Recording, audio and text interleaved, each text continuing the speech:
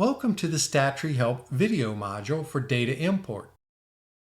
To run tests on your data in Stata, your data must first be imported into Stata. Stata can import data from a variety of formats, including SPSS and Excel. Here we will demonstrate importing an Excel file. In Stata, go to File in the top menu, select Import, and choose Excel Spreadsheet. When the Import Excel Files dialog box appears, navigate to the location of your Excel data file. Select Import First Row as variable names.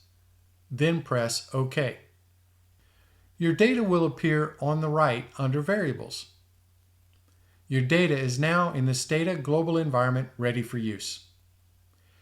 You may wish to save the dataset in Stata data format for use later, as the data in the global environment may be temporary. To do so, go to File in the top menu and select Save As. When the Save Data dialog box appears, type in a file name. I suggest you use the same file name as the Excel file. Press Save. Pay attention to the code in the Results window. You may wish to copy the code so you can reuse it later. To see the code for this import procedure, press the script button on the sending page from the Stat Help module.